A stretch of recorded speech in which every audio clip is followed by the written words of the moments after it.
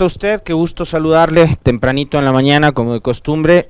Hoy arrancamos unos segundos antes, son las 6 de la mañana con 58, casi 59 minutos. Estamos listos ya, hoy día miércoles 29 de junio del 2022, para empezar el segmento del comentario aquí a través de Punto Noticias, primera emisión, y la señal de Radio Pichincha. Como todas las mañanas, el saludo de rigor para absolutamente todos ustedes que están siempre pendientes de nuestros espacios de información, de noticias. Un abrazo enorme para todos quienes están conectados con la señal en FM. Estamos, recuerde usted, en 95.3 y 94.5 en todo el territorio de nuestra provincia, y claro, también en FM llegamos hasta algunos rincones de Manabí, Esmeralda, Santo Domingo, Cotopaxi e Imbabura. Así que abrazos para todos quienes están prendidos del radio, escuchando Pichincha. Y también, como no, el saludo como cada mañana, con la misma efusividad y el mismo aprecio, el mismo cariño para todos quienes están conectados con la señal a través de todas nuestras plataformas digitales y redes sociales. Estamos en nuestro canal de YouTube, estamos en nuestra fanpage en Facebook y estamos también en Twitter. Ya le vamos a poner reto al Paul Fernández para que nos saque en TikTok también en vivo, a ver cómo nos va. A ver si nos hacemos TikTokers, ¿no?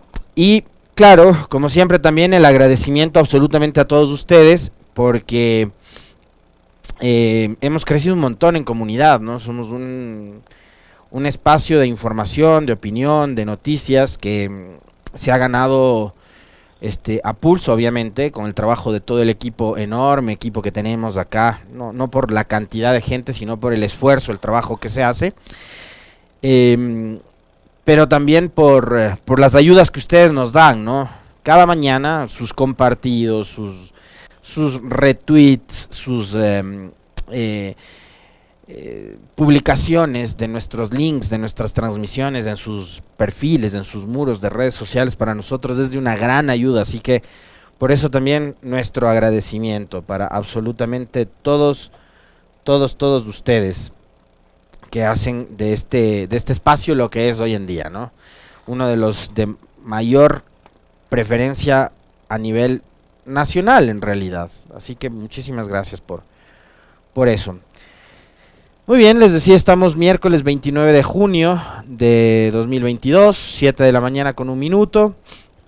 Cerramos el espacio de los saludos y empezamos con el comentario.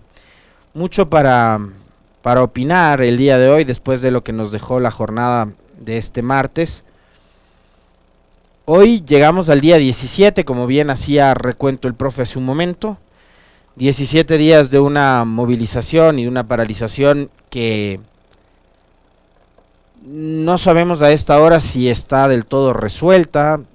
Creo que no, porque finalmente las demandas del movimiento indígena no han sido del todo atendidas por parte del gobierno nacional, y porque tampoco ha habido una salida política a este conflicto, salida que estaba en manos de la Asamblea Nacional y que ayer finalmente votó, después de 3 jornadas largas, extensas, maratónicas, de sesiones en donde los ciudadanos nos vimos en la obligación de, obviamente, seguir, quienes estamos todo el tiempo pendientes de las resoluciones políticas, de este tipo de sesiones y demás, y todavía tomando en cuenta lo que tenía que resolver. En sus manos estaba, ¿no?, la Asamblea, asunto supremamente importante, que era la posibilidad o no de destituir al presidente de la República, la aplicación por primera vez de este artículo 130, numeral 2, tan comentado durante los últimos días,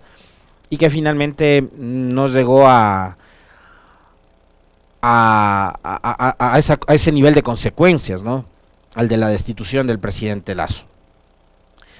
Vamos a ir comentando, porque digamos eso ayer fue casi que lo último, porque claro, después de lo sucedido en la Asamblea se volvieron nuevamente a generar conflictos, intervención de la fuerza pública en algunos sectores de la ciudad de Quito, sobre todo, y creo que con mayor fuerza, en San Miguel del Común, en la parroquia de Calderón.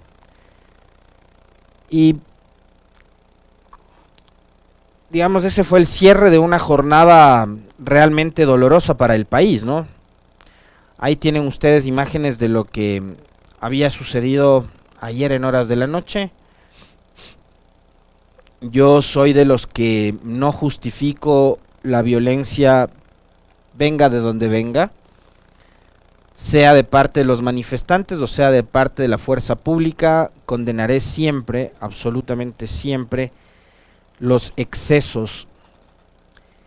Y yo al día de hoy no puedo decirles con precisión, con exactitud, ni puedo arriesgarme a afirmar en este espacio de opinión si es que lo sucedido la noche de ayer en Calderón fue de inicio por la intervención de la fuerza pública o porque fue provocado por manifestantes. Yo no estoy en capacidad de arriesgarme a poner, como lo han hecho durante todos estos días, este escenario de dolor entre buenos y malos. Lo que sí es las imágenes que ustedes habrán visto ayer en horas de la noche, una intervención de la fuerza pública con mucha agresividad.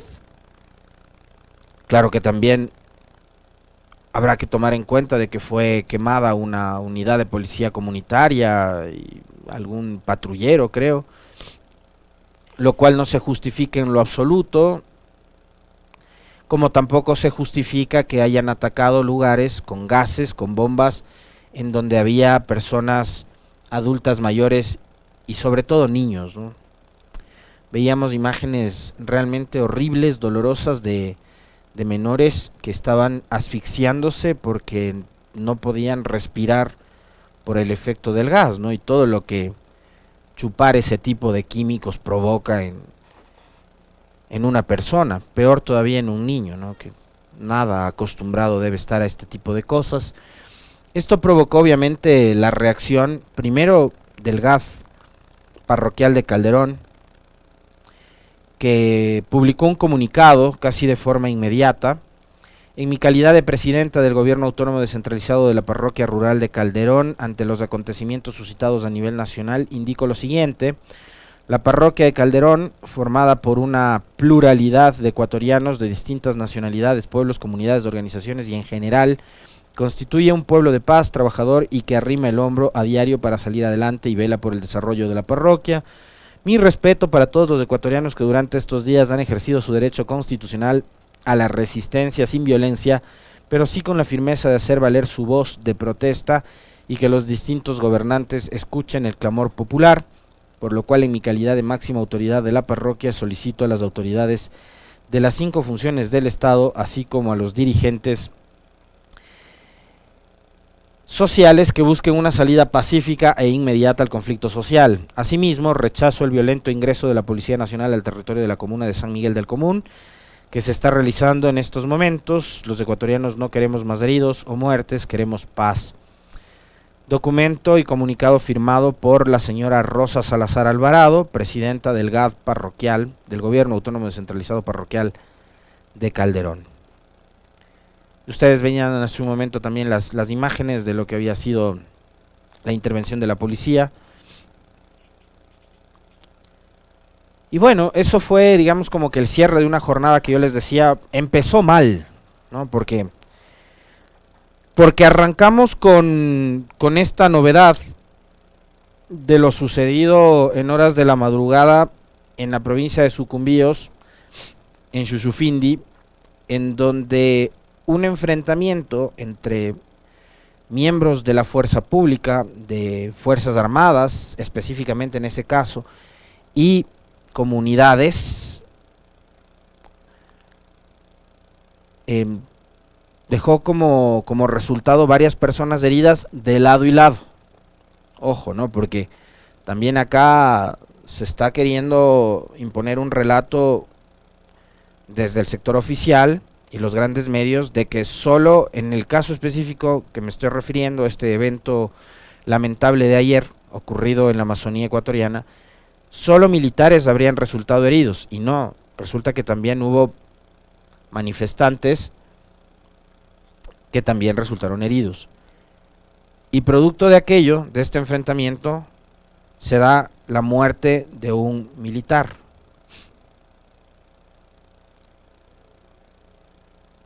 En situaciones y en condiciones bastante extrañas, por no llamar de otra manera.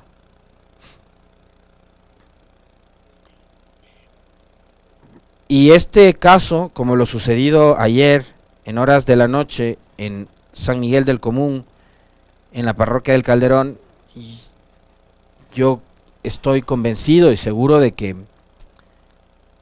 las autoridades van a tener que dar respuesta a través de procesos de investigación absolutamente serios y apegados a la verdad, ¿no?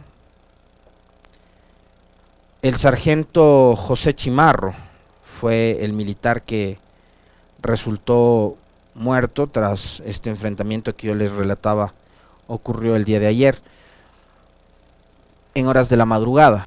Y claro, veníamos con la expectativa de lo que había sucedido la tarde y noche del lunes 27 de junio. El Ecuador, todo el país tenía expectativas de que tanto la dirigencia de la CONAIE como el gobierno nacional, que se sentaron a dialogar durante la tarde y noche del lunes, encuentren un camino a través del diálogo que permita resolver y solucionar los conflictos y las inquietudes que había sido planteada por la dirigencia indígena. Ayer empezamos mal porque esta noticia que la difundimos nosotros en horas de la mañana, ustedes recordarán, termina torpedeando cualquier posibilidad de concretar el diálogo que había empezado el día lunes, y lo que pasó después fue eso.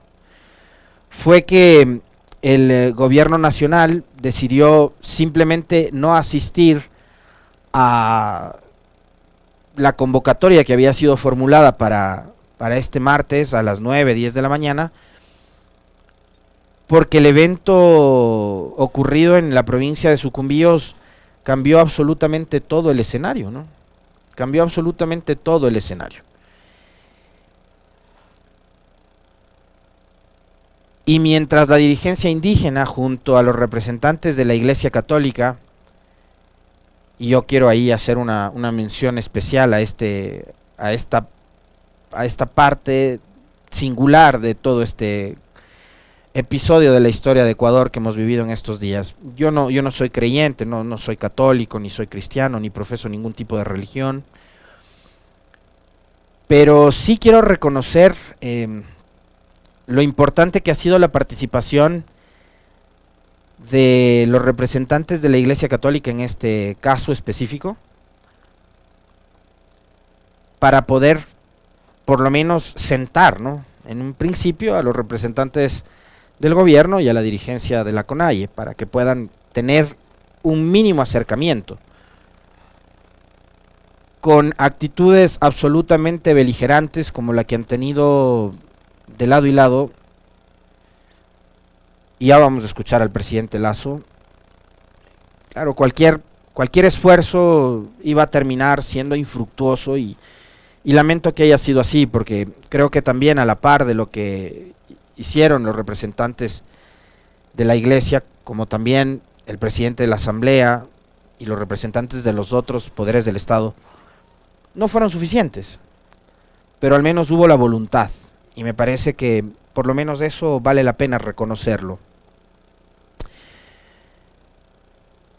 El viernes anterior, yo a ustedes en el comentario les había planteado a manera de inquietud y de pregunta: ¿quién en el gobierno está interesado en que el diálogo no llegue a feliz término?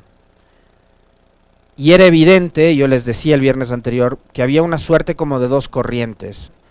Finalmente, la corriente de los más reaccionarios, de los más, probablemente los más radicales, ustedes pueden decirle los más violentos también, es la que termina imponiéndose, porque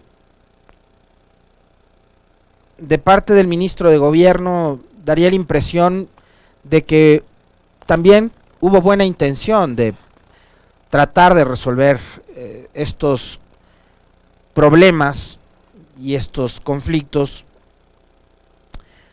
a través del diálogo, pero adicionalmente parecía que habían actores políticos dentro y fuera del gobierno a quienes indudablemente no les interesaba que el gobierno se siente a dialogar, porque eran de la teoría de que si cedían en lo poco iban a terminar cediendo en lo mucho. Es decir, que si es que acogían los pedidos de la CONAIE que habían sido planteados en esta lista de 10 puntos, iban a venir después por más, y que no había posibilidades de negociar en esas condiciones. Entonces, a esta hora creo que finalmente terminamos dándonos la razón de lo que habíamos pensado, de lo que habíamos simplemente sacado como una hipótesis en un momento, pero da la impresión de que fue así, de que en realidad dentro del gobierno había una corriente muy muy fuerte que no estaba interesada en sentarse a dialogar y en resolver los conflictos con la CONAIE por este mecanismo, esta vía.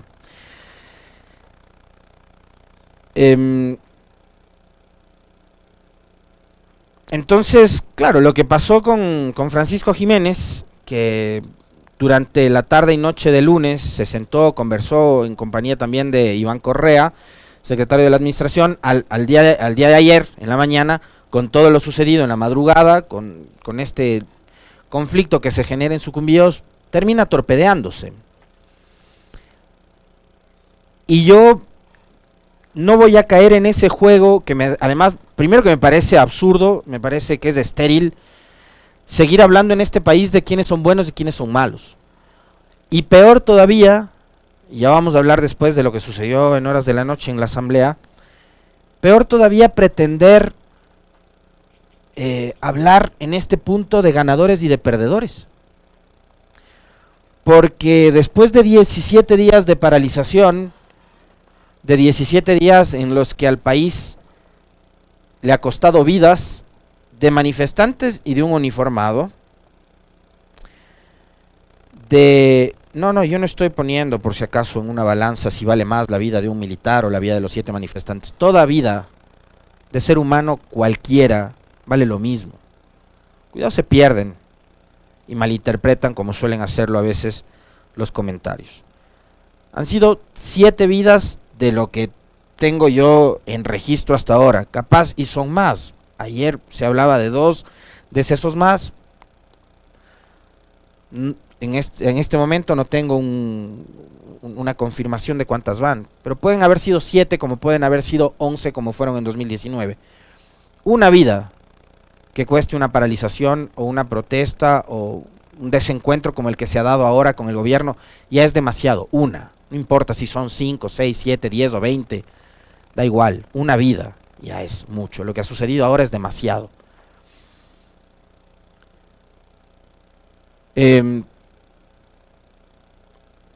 Les decía que no creo que sea momento de ponernos a hablar de un Ecuador de buenos y malos, de ganadores o de perdedores, porque después de 17 días de protesta, donde se han perdido vidas humanas, donde muchos ecuatorianos han terminado nuevamente perdiendo sus ojos, heridos, hospitalizados, etcétera, y a eso sumémosle quizás algo que no deja de ser importante, que no es más importante que una vida obviamente, pero que no deja de ser importante, y tendremos que hablar también de las pérdidas económicas que le genera una paralización de 17 días al país.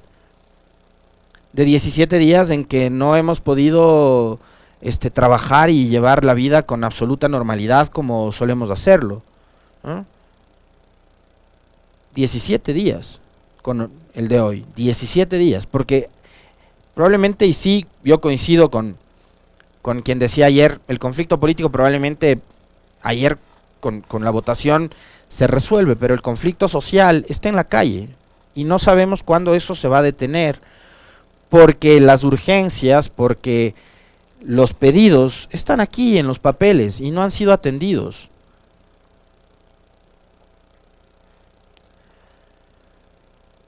Y esto fue lo que dijo el presidente Lasso ayer al mediodía. Escuchémosle cuando decide finalmente romper cualquier posibilidad de diálogo con el movimiento indígena. Mientras no existan las garantías necesarias, no se puede continuar con el proceso de diálogo. Solo cuando se cuente con legítimos representantes de todos los pueblos y nacionalidades del Ecuador que busquen verdaderas soluciones y estén abiertos a un diálogo real y franco, regresaremos a la mesa de diálogo. Ecuatorianos, estamos aquí para defenderlos. Las fuerzas del orden continuarán custodiando la seguridad y el bienestar de los ciudadanos que quieren trabajar y vivir en paz. Hago un llamado a la unidad nacional, a todos los ecuatorianos, profesionales, empresarios, maestros, transportistas, para que unidos hagamos frente a esta violencia que pretende radicarse en el Ecuador. Tenemos que defender la democracia. Ayer al mediodía el presidente envía este mensaje al país a través de una cadena nacional. Después, minutos después, lanza otro video a través de su Twitter, casi que amenazando a un grupo de legisladores, ¿no?, por lo que iba a suceder en horas de la noche, cuando resultaba casi imposible, haciendo las cuentas. Yo no iba a entrar en ese plano de la especulación de que hay 80, de que hay 90, de que hay 70, de que faltan 2, ¿no? Ayer, porque finalmente son las 137 voluntades en la Asamblea las que tienen que decidir. Yo no iba a entrar ahí en el plano de la especulación en redes, pero después mandó otro mensaje ahí como amenazando a un grupo de legisladores. Pero en este lo que me llama la atención es la forma en la que el presidente, finalmente, fíjense, esto yo le mencionaba a Agustín Burbano en la entrevista del viernes, y se lo mencioné también ayer a Nina Pacari.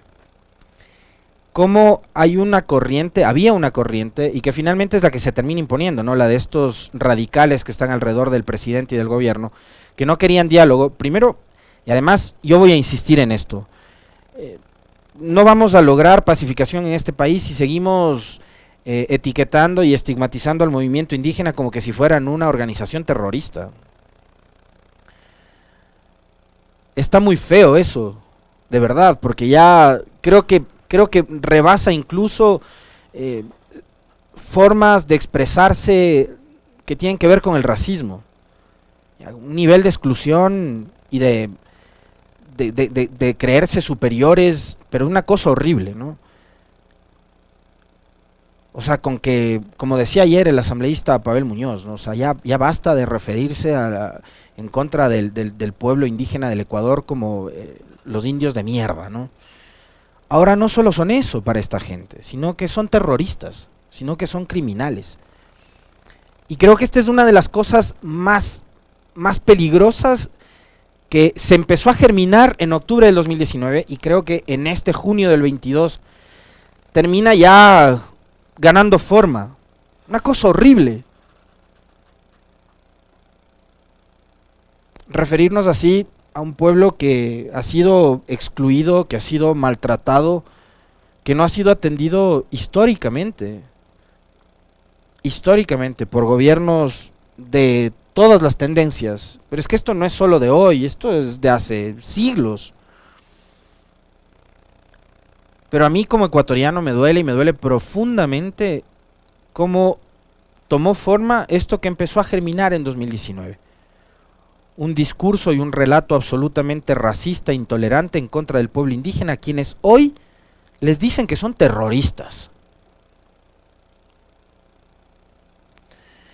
Y el presidente Lasso termina desconociendo el liderazgo de Leonidas Issa, fíjense ustedes. Y esto les decía hace un momento, le consultaba a Agustín Burbano, que es un estudioso, sociólogo, politólogo, que sabe bien cómo funciona la estructura jerárquica de una organización tan importante como la CONAIE. Y le preguntábamos también a Nina Pacari, y la respuesta de Nina Pacari ayer fue, me parece, absolutamente contundente. Si ustedes la recuerdan y si no la vieron, Pueden buscar en nuestros canales digitales la entrevista con la doctora Nina Pacari. Leonidas Issa es nuestro presidente, dijo Nina Pacari. Los mayores, hoy estamos en el territorio sosteniendo la movilización y la protesta que lidera Leonidas Issa desde la presidencia de nuestra organización. No puede el presidente de la República desconocer a quien también fue elegido a través de los mecanismos que tiene la CONAIE democráticamente como presidente de su organización. Y plantearse la posibilidad de dialogar con las bases, con las comunidades. La organización indígena también es una organización jerárquica. Y sí, coincido con un mensaje que me enviaban hace unos segundos, daría la impresión, por lo que sucedió durante todos estos días, los 17 días que llevamos ya, más lo que dijo el presidente en esta cadena el día de ayer, da la impresión de que nunca hubo verdaderas y reales intenciones de sentarse a dialogar. Y esa palabrita, diálogo, que yo les decía hace 2 semanas, que para mí está manoseada, manipulada, desgastada, maltratada, que carece ya de sentido y de valor mismo la palabra diálogo en este país. Y no solo es responsabilidad de Lasso, porque acuérdense que el gobierno anterior también era el gobierno del diálogo. Este es el gobierno del encuentro. ¿No? Del encuentro. El anterior era el del diálogo. Pero ya van 2 periodos de gobierno seguidos que tienen al diálogo en la punta de la lengua y que nos han hecho perder el sentido de esa palabra. Entonces el presidente salió, de las que me acuerdo, al menos 3 puestas en escena, con fondito bien bonito del Centro Histórico de Quito, llamando al diálogo. En medio de todo eso le dio COVID al presidente y después se curó en 2 días del COVID. Y cuando finalmente se dieron las condiciones para que el gobierno nacional se siente a dialogar con la CONAIE, el presidente decide despreciar esa posibilidad de sentarse él a conversar y manda 2 representantes para que hablen con Leonidas Issa y con el resto de dirigentes del movimiento indígena. Entonces, creo que también los ecuatorianos debemos plantearnos la inquietud y la duda, legítima por cierto, de si es que de parte del gobierno nacional y del presidente Lasso hubo verdaderas intenciones de dialogar con la CONAIE. ¿Vamos a saber algún día la verdad sobre eso? Creo que no. Pero también hay revelaciones como las que ha hecho en estos días el doctor Juan Manuel Fuertes, que estuvo ayer con nosotros, y que reconoció que el gobierno está muy debilitado. Fue secretario de Gobernabilidad durante el paso de la señora Alexandra Vela por el Ministerio de Gobierno. Y él reconoció que para el gobierno nacional no era una prioridad atender los pedidos de la CONAIE. Entonces, esta invitación al diálogo parece que también carecía de seriedad. ¿Cuál fue la respuesta de Leonidas Issa ayer en horas de la noche? Hablaba Leonidas Issa mientras la asamblea entraba a votar.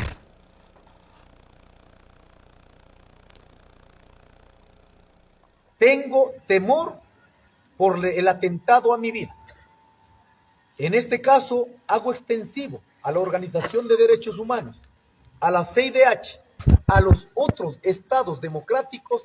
Realmente aquí está en juego de la vida de muchos dirigentes. He recibido cuantas amenazas y no me parece justo que se pretenda doblegar un derecho, una movilización que jamás ha sido para un vandalismo, sino por respuestas que permita avanzar.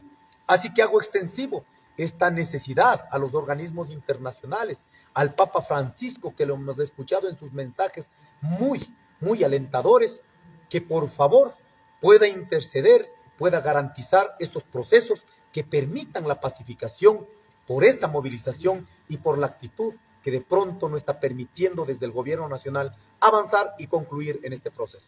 Un abrazo a todos y todas. Buenas noches. La respuesta de Leonidas Issa después de lo sucedido el día de ayer, acompañado de la dirigencia indígena, con mujeres, con hombres, con las religiosas lauritas que estaban ahí a su alrededor, era que temía por su vida. y por la vida del resto de dirigentes de la CONAIE.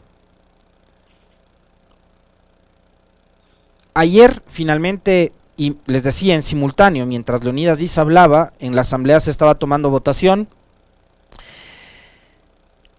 La asamblea decidió no destituir al presidente Lasso, y el escenario legislativo que hoy es con el que cuenta el gobierno nacional y el Ecuador es que 80 legisladores decidieron votar a favor de la destitución, 48 en contra y 9 se abstuvieron, 9 se lavaron las manos. Esa figura de la abstención, alguna vez conversamos con ustedes y yo les decía, creo que debería ser eliminada de nuestra, de la forma de operar y de votar en la asamblea. O sí o no, punto. No hay medias tintas. ¿Estás a favor o estás en contra? O sea, en la aprobación de una ley o en algo tan trascendental como lo de ayer.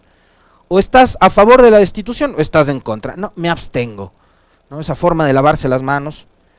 Parece que una reforma saludable para nuestro sistema político debería ser precisamente eliminar esa figura de la abstención, que insisto, es una forma también de hacerse el pendejo a la hora de votar, ¿no? Faltaron 12 votos para conseguir los 92, que es, digamos, los 2/3 de la conformación del pleno de la asamblea. Y aquí vale la pena recordar algo. A ver, primero, que este país no es que se divide entre ganadores y perdedores. Aquí 17 días de paralización, pierde el Ecuador. Perdemos todos. Aquí no es que hay ganadores, perdedores, porque ayer ya dijeron que es una derrota de correísmo, que el presidente Lasso tiene un voto de confianza. Señores, son 80 de 137 que votaron a favor de la destitución de Lasso, que quieren que Lasso se vaya a su casa y que hay elecciones en 6 meses. 80. Es decir, que si mañana el presidente y su gobierno envían un proyecto de ley, no va a tener los 70 votos mágicos para aprobar una iniciativa suya de ley, porque 80 están en su contra. Entonces, ¿cómo pueden decir que ayer el presidente recibió un voto de confianza? ¿Cómo pueden decir que el correísmo perdió, que la CONAIE perdió? No, no, no. Tenemos un presidente debilitado políticamente dentro del organismo más político que tiene el Ecuador. Fueron 80, se reconsideró la votación, fueron 80 al final. El organismo más político que tiene el país, que es la asamblea, en donde se aprueban leyes, el presidente no tiene control de ese parlamento. ¿Cómo puede ser que en ese escenario el presidente Lasso y su gobierno salga ganador? No, están perdidos. Y peor que eso, peor que los 80 votos en la asamblea, es lo que pasa acá afuera en las calles. Al presidente Lasso le quedan 3 años en funciones. 3 años en funciones en donde no va a contar con el respaldo del Parlamento, excepto que nuevamente entremos a esa forma de política clientelar, de tratar de comprar votos con hospitales, con gobernaciones, como lo hizo doña María Paula Romo, que entiendo es muy cercana al gobierno. Salvo que entre nuevamente esa política clientelar de la compra de votos, si se mantiene esta mayoría, el gobierno está atado de pies y manos a la hora de pretender aprobar una ley. Y afuera va a ser peor todavía, porque el rechazo popular, eso no se resuelve en una sesión de 3 días de la asamblea. El rechazo popular es porque llegamos a este momento, no porque al señor Issa se le cruzaron los cables y decidió paralizar el país 17 días. Llegamos a este momento porque tenemos un Ecuador en donde apenas 3 de cada 10 ecuatorianos tienen trabajo formal. Porque el 70% de ecuatorianos no tiene ingresos fijos. Porque les toca ver de dónde sacan para poder llevar un pan a su casa, para poder educar a sus hijos, para poder atender con salud, con educación a su familia, a sus padres, a su esposa, a su esposo, a su familia. Porque tenemos un Ecuador en donde ni siquiera hay paracetamol en los hospitales para que los ciudadanos puedan atenderse. en donde las escuelas se caen a pedazos y aún así a nuestros chicos, a nuestras niñas, a nuestros niños, les obligan a asistir a clases. Esa es la realidad del Ecuador y por eso llegamos a este momento. Y porque el descontento ya no es solo de la organización indígena. A ese descontento se han sumado miles de ciudadanos, con absoluta y legítima razón, porque seguramente muchos de ellos además estarán totalmente decepcionados de un gobierno por el que probablemente votaron cuando Lasso era candidato. Y yo solo quiero recordarles que Lasso, por ejemplo, en provincias donde hay una presencia importantísima de pueblos y nacionalidades indígenas, Pichincha, Imbabura, Cotopaxi, Santo Domingo, Tungurahua, Bolívar, Chimborazo, Cañar, Azuay, Loja, y donde Pachacuti, por ejemplo, es muy, muy fuerte, Zamora Chinchipe, Morona Santiago, Pastaza, Orellana y Napo, son las provincias en donde ganó el presidente Lasso el 11 de abril del 2021. Provincias que son en buena medida controladas por Pachacuti y con una muy fuerte presencia de pueblos y nacionalidades indígenas. Y cierro este comentario nada más haciendo memoria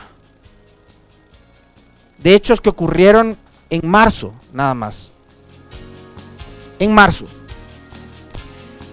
El presidente Lasso en marzo, después de que tuviera una votación fallida para uno de sus proyectos económicos urgentes, arremetió en contra de Javier Hervas, a quien los llamó evasor de impuestos, y arremetió en contra de un grupo de legisladores que ayer decidieron darle un voto de confianza al presidente Lasso, a quienes les acusó no solo de haberle pedido al gobierno cuotas políticas, cargos, sino también plata en efectivo.